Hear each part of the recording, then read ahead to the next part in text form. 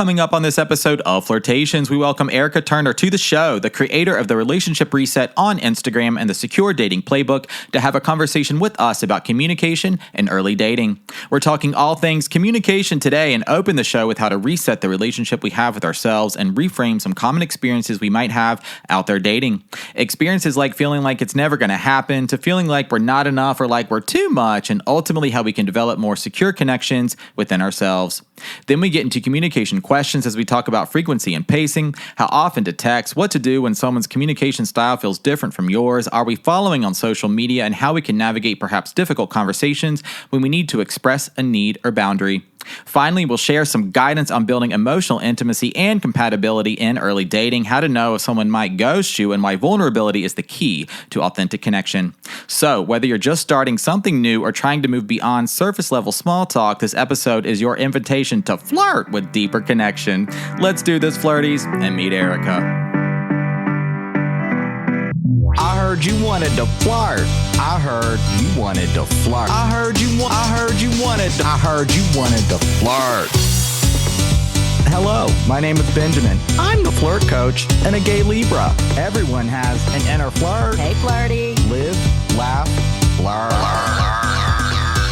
Work the flirt. Work the flirt. Delulu is the Salulu. Expert on the flirt. Hey, Flirty. There's always another flirt. Everyone has an inner flirt. Get out of your head and into the flirt.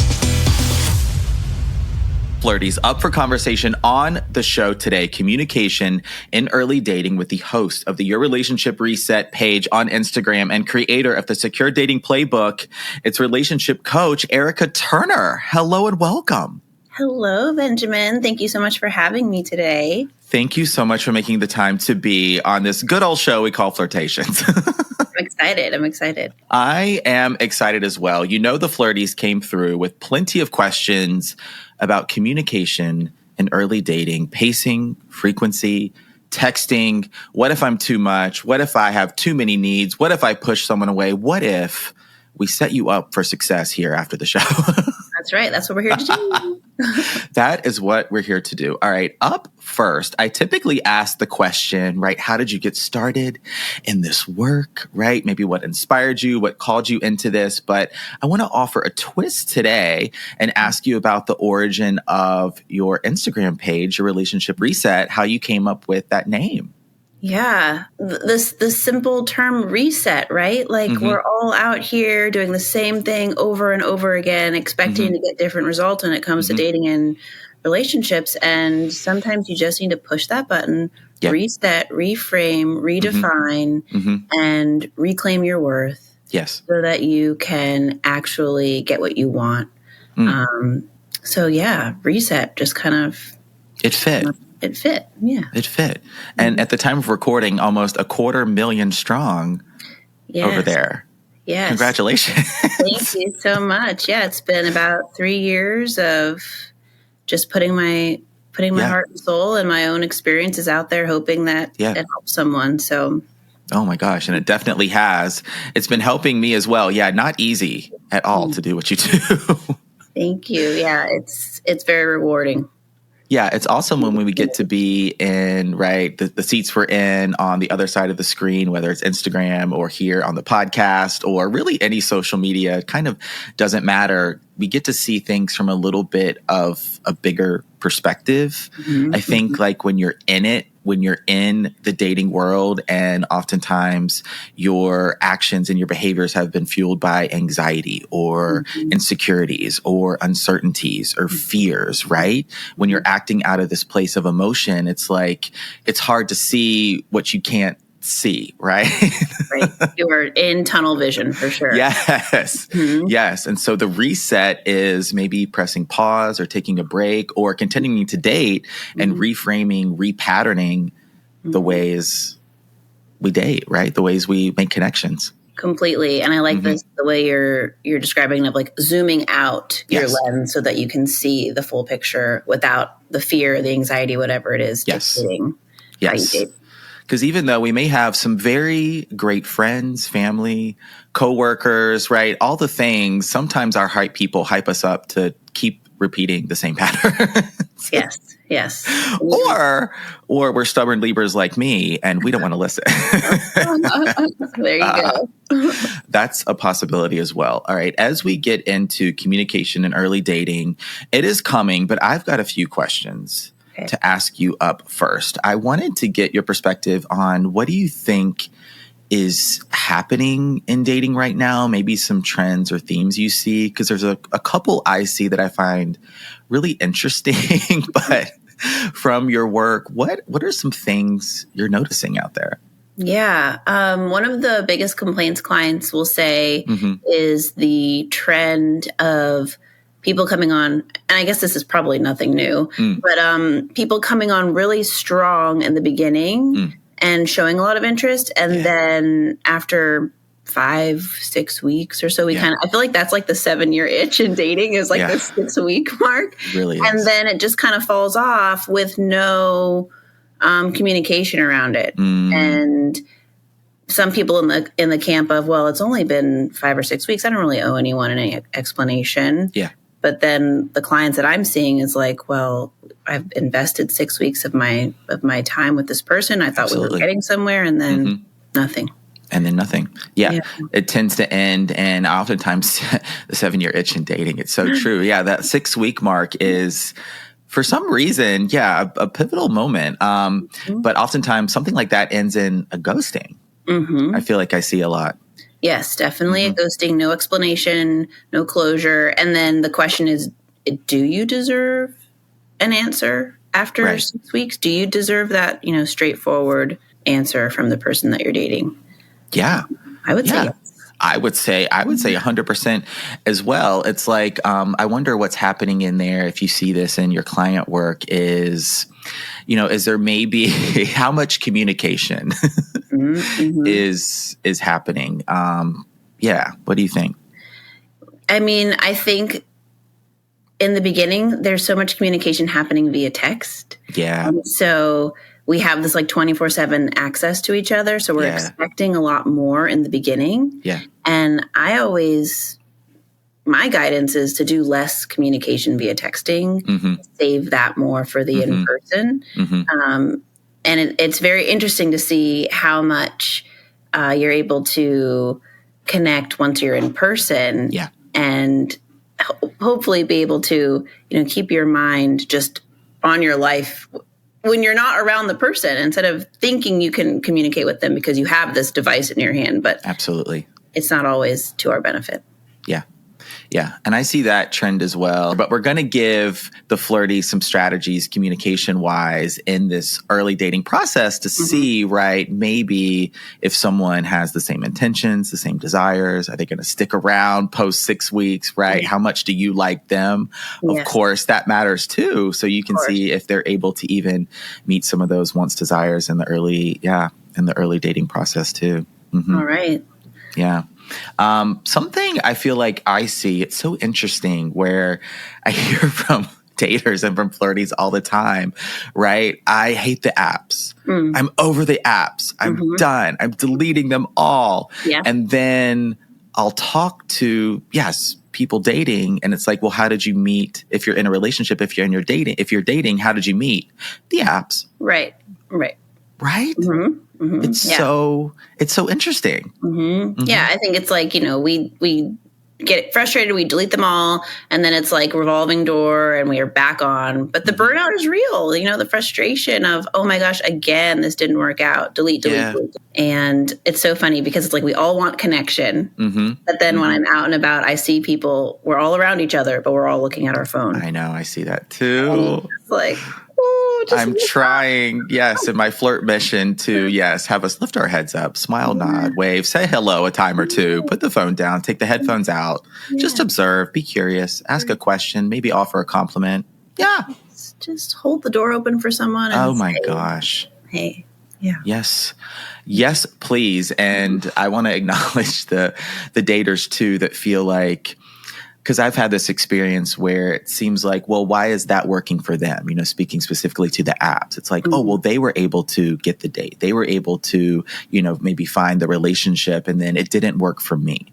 So talking about reset, what's a reset we could offer for the dater that's having that thought? It's so, I want to make this like more general than specifics, but I think it's all about mindset, right? Like shifting from this scarcity mindset to abundance, first and foremost. And just because your like person hasn't come along yet, it doesn't, like your timeline is not comparable to the other person's timeline. Yeah. I really think it's all like these kind of like, greater mind shifts, mindset shifts. But then when it comes down to who you're choosing, when you're scrolling, is there like a pattern or a theme there? I think there are certain pictures and phrases on a profile that can easily kind of be like the red flag of like, no, let's swipe on this one.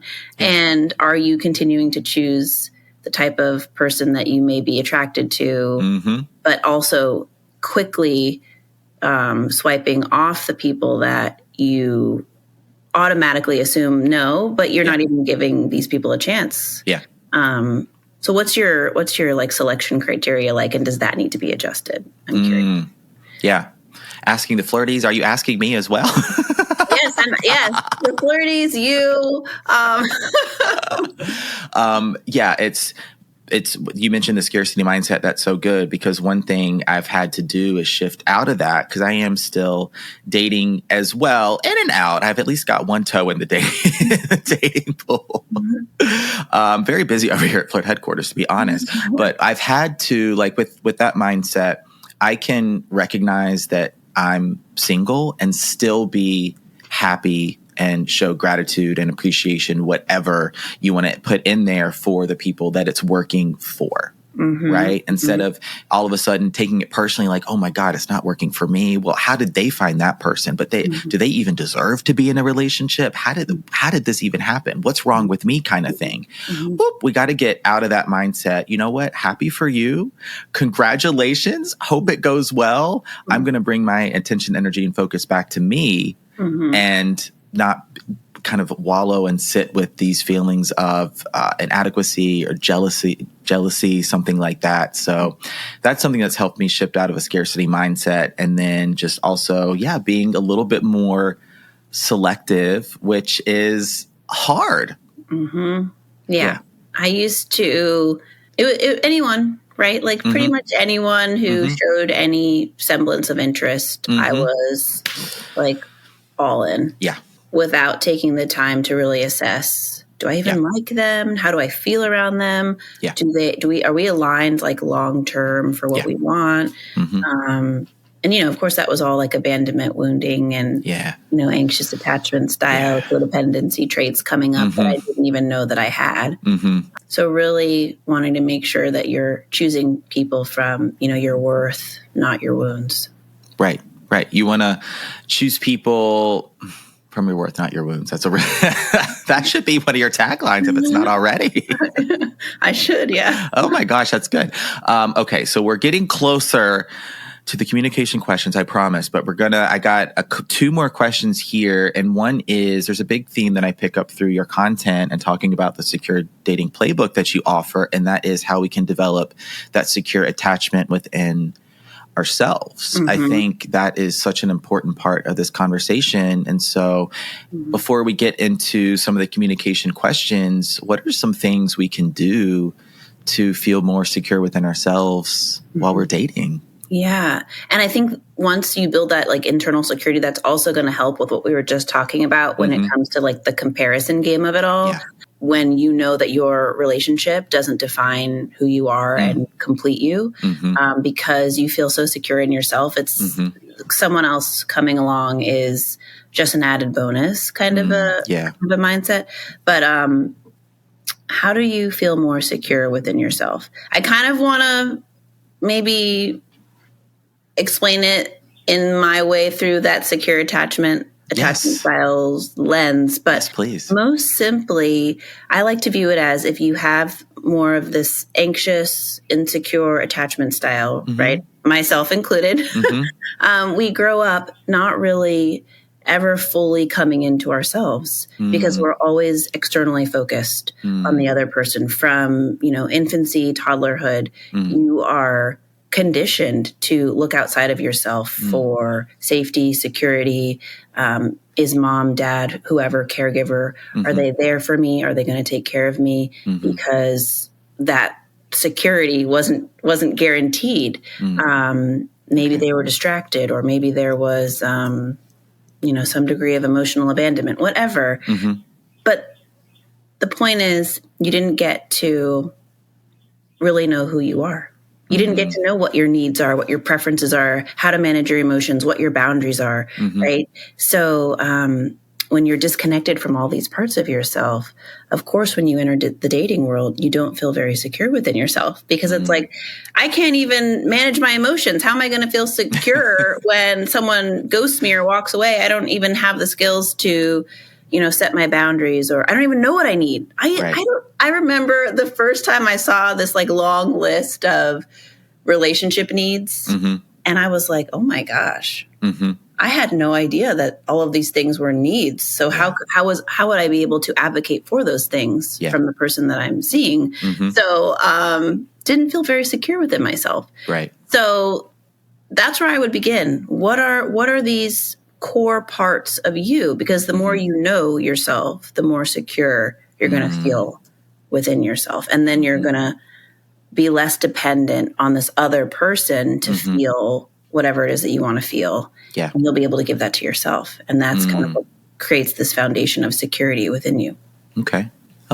That's really helpful. And I would probably, it seems like you could go through this journey of self-discovery at different stages or ages, depending on where you're at. I sometimes will work with flirties that are in their 40s, 50s, 60s, and they're going through this now and maybe comparing themselves to, people that are younger. I'm like, wait, we all have our own journeys, right? We're all entering the dating world at different times. Maybe we've been in long-term relationships, or we've had different situations with work or family, and we didn't really date for maybe a long time, and now we are. And some of this is a little bit of trial and error too. You might discover some of your needs while you're dating. What's important? What do you like? What do you don't like? And that's okay. That's okay. I completely agree. The needs you have in your 30s may be very different than the needs you have in your 50s. Yeah. And I also agree with you there on, we can get to a certain level of readiness when it comes to dating, before we start dating. And then once you start dating, you're still discovering certain things about yourself. And like you said, maybe I'm realizing I have this need that I didn't realize I had when I was not dating. Right. So, I don't think there's ever an end to this self-discovery journey. But how beautiful it is. I love it. It's life. It reaches a point, honestly. I feel like I'm in the fun stage of it, finally. Yeah. It's work, but it's kind of fun. Yeah, with this new level of just awareness of ourselves. I mean, when I was in my 20s, it was... Oh, God. You couldn't pay me enough to go back there, honestly. I'm going to take a pass on that, Erica. No, thank you. We'll stay right here. Yeah, I'm good. Okay, getting ever closer to communication. I wanted to ask you this question here, because I had a conversation recently with a friend who is just starting to listen to Flirtations. They're starting to check out my content a little bit. Yeah, they're like, what is Benjamin? I know this one version of Benjamin at the store, or maybe as a yoga teacher, but what is this other thing he does? What is this? Yes, wear many hats sometimes. And he took a attachment styles quiz. And found out that he was leaned more anxious. And he felt like, what I got from that conversation is he felt like, oh my God, there's something wrong with me, or there's something that I have to fix. Right. And so for the flirty that's maybe having that thought, or is in a part of their dating journey where they feel like something's wrong with them, or there's something they need to fix, how can we reset that thought? Yes. Well, as someone who's also, anxiously attached and working on my own, path to secure, if you have an anxious attachment style, you learned this. You learned to relate this way, and this is not your fault. You know, this was, I mean, attachment styles, not to get like too clinical, are simply maladaptive ways of relating that we learn from our parent-child relationship. Yeah. You know, if you don't feel safe and secure with the person who's responsible for taking care of you, you're going to start to feel anxious, right? Anxiousness is a human response to uncertainty. So that anxiety then leads you to develop all the hypervigilance. And when you're checking your phone all the time and you're scrolling on social media, what are they doing? What are they thinking of me? Where are they? When are they going to call me? Right? All of this like obsessive thought and rumination and wondering, and just it's all your anxiety because your nervous system doesn't feel safe. And again, this isn't your fault. All your job is now is to help your body nervous system see that you are in fact safe and that you are here to take care of you instead of outsourcing this need for security onto the other person. Okay. Oh, when they call me, I'll feel calm. Yeah. No, you can give yourself calm. You can tell your body that you're safe. And then what they do or don't do isn't going to rattle you as much. Right. Okay. Really, really good. And I have a similar experience where, I'm on the other side of the coin, I think, as more avoidant. I definitely presented anxious in some relationships. I can think of one in particular. Oh God, that was something else. Flashbacks, but predominantly more avoidant because talking about that nervous system patterning, those core beliefs that we have about ourselves, mine is why would anybody like me? Right? Why would I ever be good enough for somebody? So let me go ahead and pull away. Let me be hard to get. Let me be hard to love. And here comes, right, that cycle of, well, of course, my actions are then going to lead to that exact result because it doesn't look like I like anybody.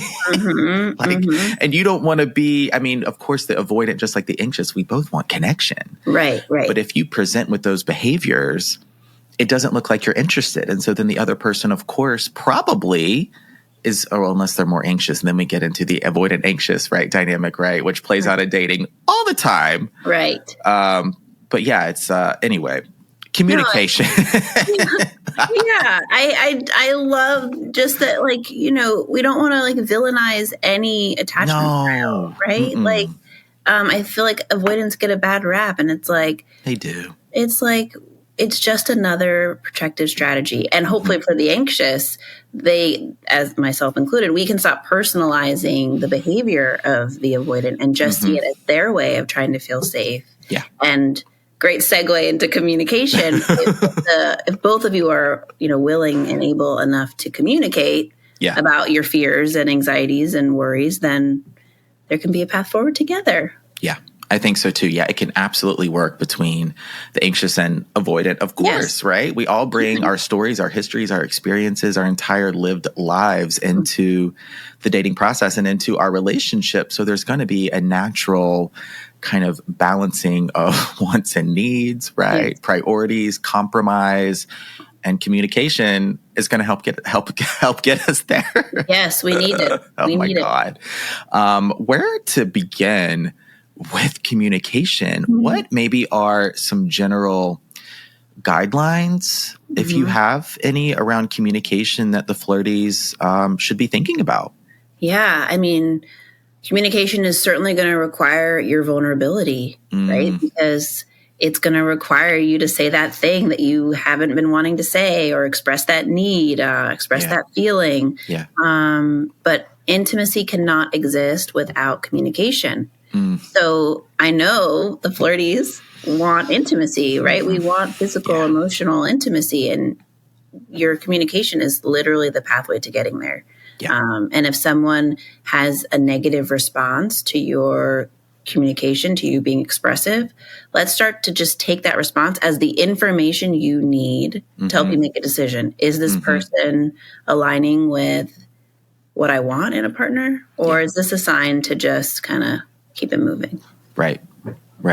And something I pick up from your content is how we can develop compatibility in our connections and dating. I think the intimacy and the vulnerability, two really important attributes of a relationship, and also compatibility. It goes beyond just liking someone or even liking how we feel around them, but are we actually compatible? Are we aligned around our values, right? Lifestyles.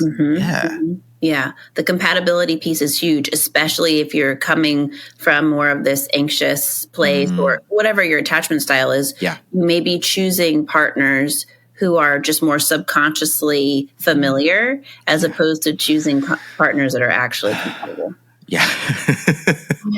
What are some qualities of compatibility, or how might you describe that a little bit? I would encourage anyone to just look at a list of just relationship needs, human needs. And once you have just some semblance of understanding of what are my needs in a relationship, then you can start assessing through just organic, interaction and behavior. Are we compatible? Do we like the same thing? Are we both night owls? Do we both want to get that nightcap after dinner? Or would we both rather go home and binge on Netflix after dinner and be in bed by 10? Yeah. That'd be me plus 2 hours of doom scrolling on TikTok or Instagram. Right. But yeah, there is no right or wrong when it comes to your preferences and your values. I think it's really important to not let someone else's behavior or desires define yours. You have to stand firm in who you are. And this is how we don't get lost in our relationships, right? Yes. When we stay connected to ourselves. That's so good, because I've had that experience dating, and I know the Flirties have too, probably at least a few of them, of judging our needs, our wants, desires, feeling like they're too much, or you get in there and maybe you really like someone, or they're giving you a lot of attention, or maybe you've entered the physical intimacy realm and that's really good. They're really hot. There's some chemistry there. And then you start overlooking, well, maybe that thing isn't so important. Or, oh, they're really inconsistent in this area. Or, they said that thing, but I can overlook that kind of thing. Right. Yeah. We overlook those red flags. We minimize the behavior that we don't want to see. And we create this reality that is only what we want to see instead of accepting what is. And when you catch yourself doing that, falling into the fantasy, pull yourself back. Let that be the light bulb moment to say, wait. Yeah. Definitely. I think that ties into how we can have those more secure attachments with ourselves too. Builds that self-trust, confidence, clarity. Yeah. Because if we're not being honest with ourselves, how can we trust ourselves?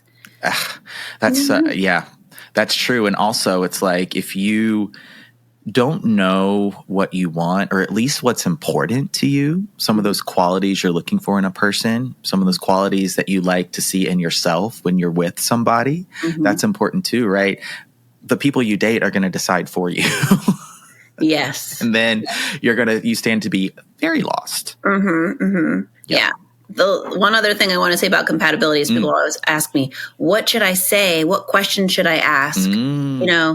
And I would encourage you, there really is no perfect question to ask. Their behavior, especially when we're talking about, in today, about the very early phase of dating, they're going to show you through their behavior whether or not y'all are compatible. And it's more important to be asking yourself certain questions. Right? How do I feel around them? Those sorts of things. It's really, assessing compatibility can really just be something you do in your own time. when you're just reflecting on the date or the relationship. So don't overthink all these perfect questions. Ask them. Just observe their behavior. There's a lot of posts. I see a lot of content about that. And if you want to put a few in your back pocket kind of thing, if there's an awkward silence, which is all good in and of itself, or it can be helpful to have a question or two or three, but also, it's don't forget to ask yourself those questions too. Yeah, definitely. All right. How about some texting, Erica? What do you, is there such thing? I mean, we're really focusing on the early dating process. I like to say, as a flirt coach, I focus on the flirt up until you're defining the relationship. You're now, right? There's a label, there's an official status, something like that. You've defined the partnership. So in this phase between the flirt and DTR, how much texting are we talking about? Ooh, I'm maybe like old school and that I want to do less texting and I want more communication to be happening in person. But even just say in the beginning, right, when we've matched with someone and we haven't even, maybe we've gone on one date. Then what do we do between that first date and the second date? You know, again, how do you want the person to be communicating with you in between the date? What would your ideal preference be? And are you also modeling that, right?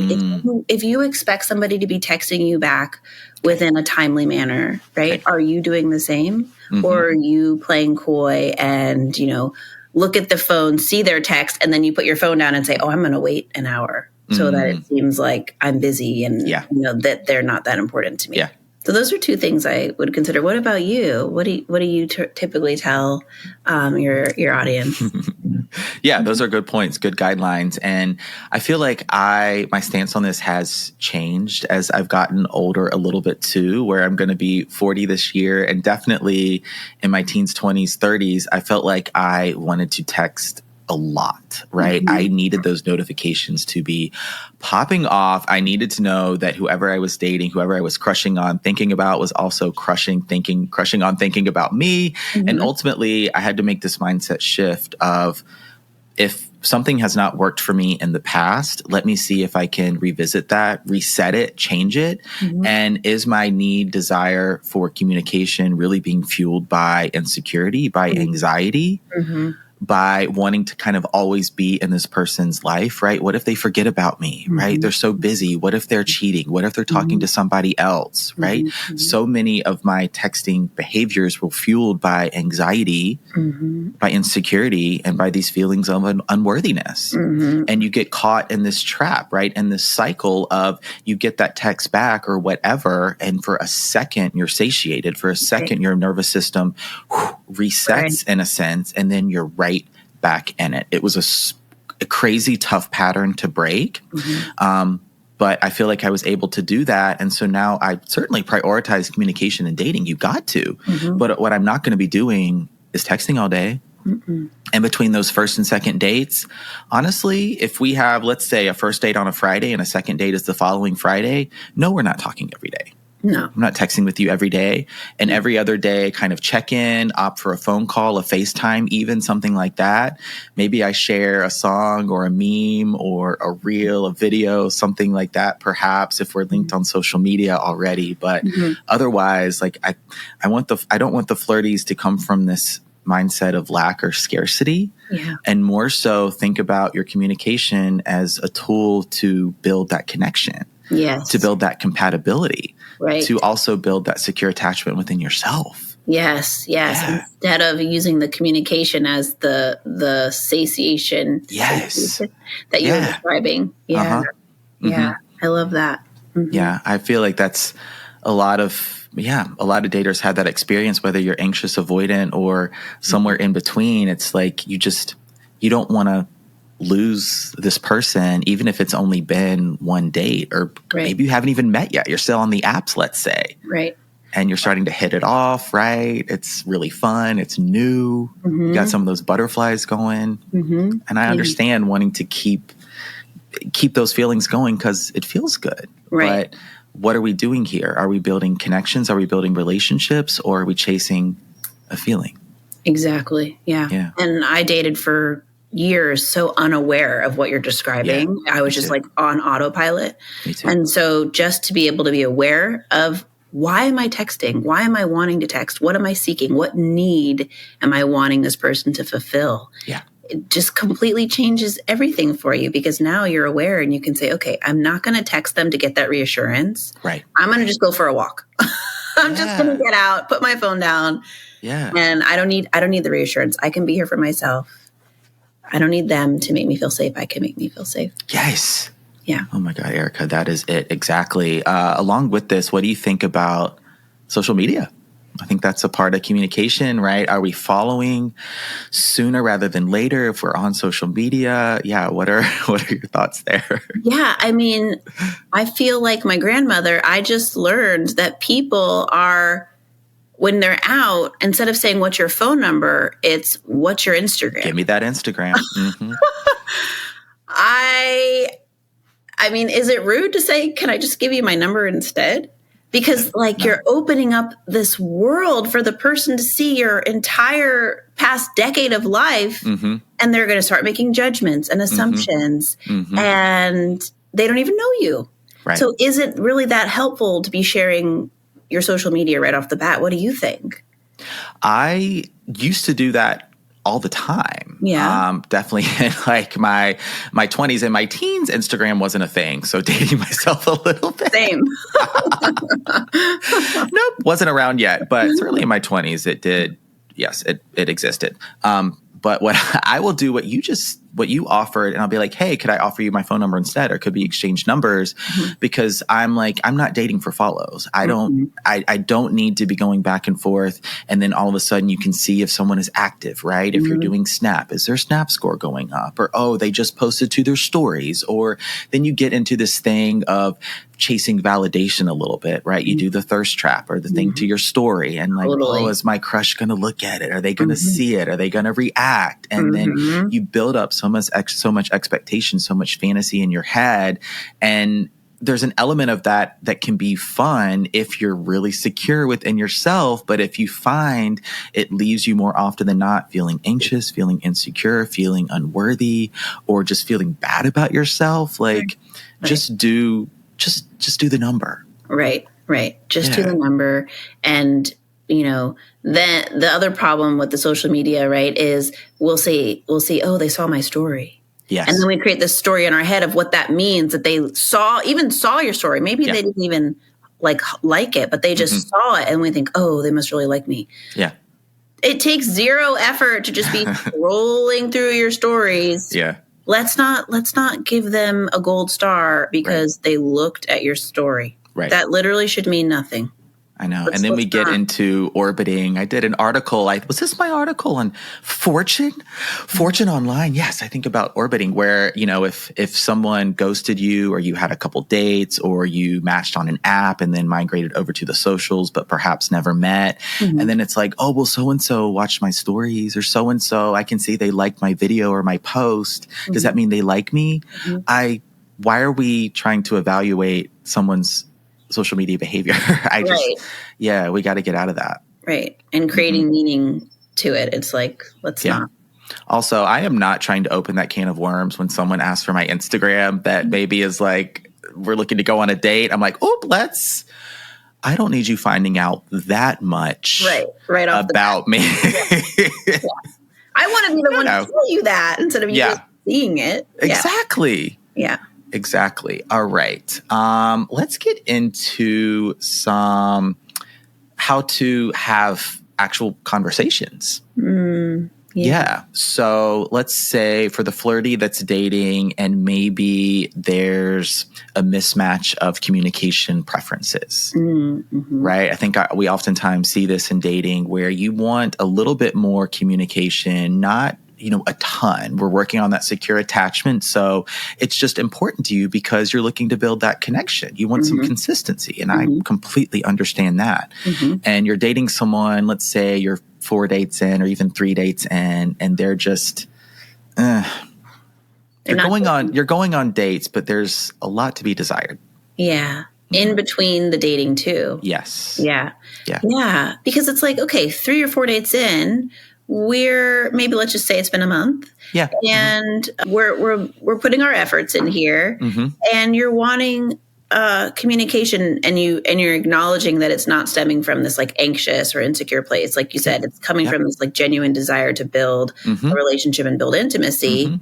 This is where that vulnerability piece comes in to say, my go-to is always to just communicate what you've been noticing. Right? Be as objective as you can about specific behaviors, communication patterns that you've noticed, and say what you'd prefer instead, or say it left me confused. Right? Include a feeling in there instead of naming, blaming, because that's just going to lead to defensiveness. Right? And then see what their response is. are they immediately like, oh my gosh, I hate that I made you feel that way. I don't want you to think that I'm not interested. Like something crazy happened, blah, blah, blah. Or do they get defensive or annoyed or irritated that you even brought it up? Their behavior is going to tell you so much. Yeah. That's so good. It's using those I statements. I think oftentimes, if we're in this situation, it's like, you don't text enough, or you don't talk enough, or you don't communicate enough. And then, of course, if you place that question upon someone, I think it's reasonable to get defensive. Yeah. Because you feel like, where is this coming from? Right. The words you use, the approach, right? The I statement is so essential to helping that person not get defensive and potentially hopefully lean in and, give an explanation. And then it's on you to say, okay, does that check out? Do I buy that? Or is this not worth my time? Yeah. But at least give the person the opportunity instead of just assuming, oh, they're not interested, or, they're a jerk, whatever. Absolutely. Yeah. And this one, it gets a little tricky because we have to generalize somewhat for an example like this. Like, let's say you've been on 4 dates dating for a month and you are going on a date a week, very classic timeline. And there's zero communication in between. Well, that's, I feel, a different question. But if there is communication happening, some of those check-ins, like, hey, how's your day going, kind of thing. But there's just a lot to be desired. But you feel like the connection is growing. It's there, right? There's intention. There's some chemistry, compatibility, all that good stuff. It's like, hey, I value more consistent communication when I'm dating. It really helps me get to know someone. What do you think? How do you feel about that? What are your preferences? What do you value? Yeah. Yes. I love those open-ended questions, to just give the person the chance to just respond. Yeah. And share their truth. Yeah. And this is where I don't think it's gameplay exactly, Erica, but you want to be open-ended in your questions so that they can fill in the blank. Right. Yes. Right. That way you're not putting any like story or meaning to it. And you're leaving it wide open for them to fill in those blanks. Yes. I love that. Yeah. What I didn't say is I need to text 3 times a day, every day in between our dates. No, I value consistent communication. I gave my why. What works for you? Right. Yeah. And then you can see, where's that compatibility, or is there compatibility there? And then the follow-up to that is, of course, we're looking for implementation, right? We're looking for accountability. We're looking for that growth.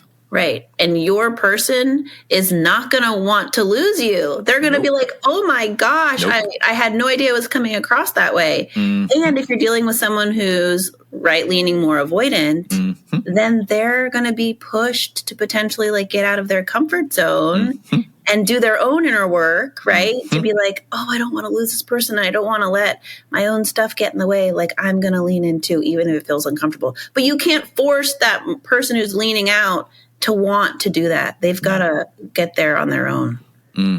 Yeah, absolutely. And it's like something I've had to learn. I feel like really I've learned doing this is you having those conversations, you being vulnerable.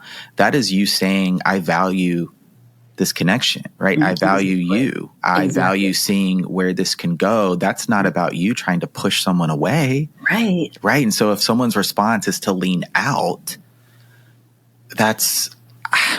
we've got to acknowledge that. That's the information. Yeah. Yeah.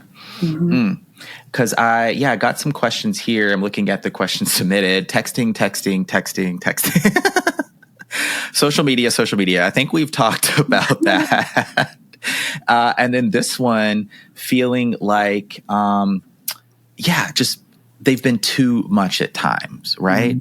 Whether that's something a part of their own internal thought process, their internal monologue, or if someone has explicitly stated that to them. I hope we've reset that thought a little bit. Yeah, the too much. It's like, I guess the first thing I just want to say is that you're not too much. It's just that perhaps you've been operating from a place of lack, right? Within. If you're entering I love the analogy, right? If you come to a restaurant and you've been in the desert for 10 days, does that mean you're super needy because you're hungry at the restaurant and you're like eating everything in sight versus somebody who just came from their house because they're not in need the way that the person from the desert is in need. So if you're entering the relationship from, your cup is empty, Right. you're going to be more in need. You're going to want all the texting, right? Which is why we have to make sure that we're entering dating, like at least with our cup half full. Yeah. Our relationship needs half full met in like other areas. Yeah. So that we're not completely dependent on this one person, this one source for all of our needs. Because that's just going to push anyone away. Yeah. And that's like, whoa, this is a lot. absolutely. And that's not fair to anyone. No. That we barely know that may still be somewhat of a stranger to become the source of our worthiness, our happiness. Not fair to them or you. Let's ask this question. This Flirty says, what about the dater that seems to have a lot of excuses? Right? I mean, maybe this is too simplistic, but I just see that as more information. Okay. Like if they have a lot of excuses, what are we doing? Yeah. Just, okay, you're busy and you don't have time to prioritize me. Or you say you're going to do X, Y, and Z and then you don't because all of these other things happened. Okay. It's just not working for me. Yeah. There's a difference between communicating with someone that can at least come to that midpoint with you versus the person that is always having an excuse, canceling, rescheduling. Oh, I'm busy, whatever's going on. It's like, ultimately we can't chase someone. Right. And why are we chasing anyone anyway? But we can't chase someone that doesn't want to be caught. Right. Yeah. We're done with the breadcrumbs. We're done. Done. Yeah. Done with that. Okay. Good stuff. Let's do this one. We did the example of maybe you or someone you're dating, there's a difference in communication preferences where one person wants more than the other. But how about the inverse where there's a lot? Maybe the person you're dating is like blowing up your phone nonstop and you're like, oop, this is a little much for me on the communication side so early. Yeah. I'd been in a couple dynamics like that.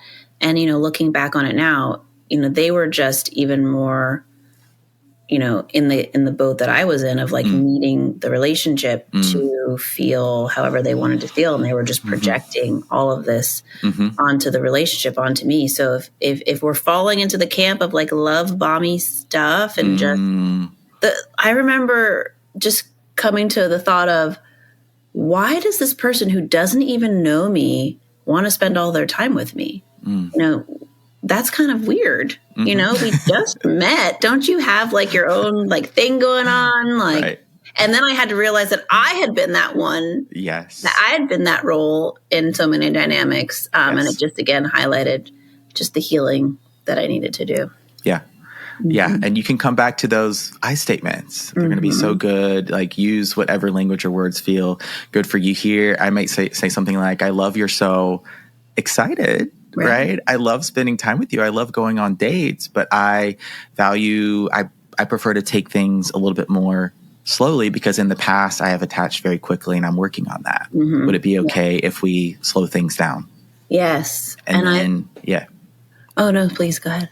Oh, and then I was going to, then we leave it a little bit more open-ended again. How do you feel about that? And then you come to some kind of agreement, some understanding about what, quote unquote, slowing down looks like. You're still being intentional, right? We're not going to fall into the situationship phase or something like that. But yes, coming into some understanding about what does slowing things down look like. And that conversation, those questions, that I statement is literally you setting your pace. Yes. And I used to, and I'm sure some other flirties have probably done the same thing of like, you just fall in line with the other person's pace. Like if they're going all in, then you start going all in. I used to do the same thing. And it's like, no. Even when they're like going 100, it's like you now have the wherewithal to say, no, that doesn't work for me. Yeah. I'm strangely the one pulling back for the first time to say, no, we got to set a different pace here. Yeah. Because you've got that secure attachment, that secure relationship connection with yourself, and you're not coming from this place of what if I lose somebody, right? What if I lose them? But more so, I don't want to lose myself in this process, right? Yeah, right. That's important too. All right, we're going to come full circle. I think just one more question. This has gone by so quickly as we were talking a little bit about ghosting at the beginning, that 7-year itch of the early dating process. Yes, I think we've set up the Flirties with some communication strategies, some things to look for in dating, the relationship they have with themselves, coming out of that scarcity mindset. But is there maybe something we can look for that we haven't talked about yet to know if, are we with someone that's going to pull, the rug out from under us? Yeah. I'm such a believer in actions aligning with words. You know, how much is somebody just saying all the right things, but then you're seeing no action, no change. And then you're just left feeling like you're just waiting and waiting and waiting. And asking yourself, does this feel good? Like, do I feel like I'm waiting, or do I feel like we're moving along in the same path together and I want to be here still? Or does it just feel like your body is just going to give you so much information if you just, take the time to just tune in to, what your body is telling you, what emotions are coming up. And just have so much. Yeah, that's great. And to have that compassion, that patience with yourself, because I feel like that 5-6 week mark, if someone is more or less masking or presenting a certain version of themselves, that's about the time it starts to wear off and they realize now they've got to go that level deeper. They've got to be more vulnerable, right? They've got to take things to that next level. It's reasonable that at that point, if you're dating because you want a relationship, where are we going? What are we doing? And then, that's when they, do just pull the ghosting. But so sometimes it's not 100% of the time you're going to see it coming, but more often than not, if you're doing that thing you offered of just matching their pace, their actions, their wants and needs, if you're not coming forward with some of those I statements when you have something you want to express, something on your mind, good or bad, right? Ultimately, bring this into the dating process sooner rather than later. And the people that are going to be able to go on that journey with you are going to stick around or not. Yes. You won't get the rug pulled out from under you if you kind of just maintain that observation mode for the first 6 weeks. Don't emotionally invest too soon. In those first 6 weeks, just observe and assess what's going on and focus on their actions, not just their words. And that's how you then trust yourself. I'm trusting myself to assess, observe, not invest too soon. Because like you said, we don't know what people are going to do. We can't trust what they're going to do, but we can learn to trust ourselves, to take care of ourselves. Yeah. I love it. That is so true. We are at time. I want to say this has gone right. Small talk here on this day, just some communication and dating. No big deal. No big deal at all. Big deal. Thank you so much for being on Flirtations and having this conversation with me and the Flirties. I want to send them all your way to your Instagram to get the Secure Dating Playbook, perhaps work with you if you're accepting clients. Where can they find you and follow you? Yes, I'm on Instagram at your.relationship.reset. Okay. I'm actually launching a 2-day masterclass today. Congratulations. It's called Your Dating Reset. Amazing. And we're going to dive all the way into all the topics we've covered today. Okay. More info can be found about that on my Instagram. And I'm just so I could talk about this all day. So I'm so glad we did this. Me too. I'll have some links in the show notes below for this episode, and I'll send the Flirties your way. Erica Turner, thank you so much for being on the show today. Thank you, Benjamin. All right, Flirties, that's a wrap on this episode of Flirtations, the communication and early dating episode of the program. Thank you so much to Erica Turner for coming on the show today and sharing so much information, wisdom, and insight with us about how we're going to have those conversations, how we're going to emphasize good old high-quality communication and dating to make sure we're developing those deeper connections, that compatibility, that vulnerability, and emotional intimacy we're looking for so we can have the relationships we probably want. Yeah, thank you, Erica. All of her links are below here in the show notes for this episode. Her offers, programs, and coaching, all there for you. The Instagram is there for you. Check it out, y'all. Thank you, Erica. And thank you to you, the Flirties, for being here, for tuning in, for streaming. Wherever you may be in the world, none of this would be possible without you. Indeed, all of it is for you. I hope you really enjoyed this episode. Got some new takeaways, some new insights. Yeah, some tidbits of information that will help you, empower you, give you more confidence. Yes, in your dating lives and in your dating journeys. And honestly, the tips in this episode will be good for any relationships. You're going to have to communicate in pretty much all of them. Yeah, so use this for all your relationships. Thank you for being here. Now, please rate, review, subscribe to the show. I'm not telling you what to do, but asking you to please rate, review, subscribe to the show if you haven't already. If you have, thank you. If you haven't, now's a good time to leave a rating and share this episode or another favorite episode of Flirtations with a friend, a family member, a coworker, a neighbor, someone you even mildly like, someone you want to share some BFE, big flirt energy with. I'd love you and appreciate you for it. Thank you. Okay, signing off officially here at Flirt Headquarters. My name is Benjamin. I'm the Flirt Coach and Gay Libra Flirty. Happy flirting.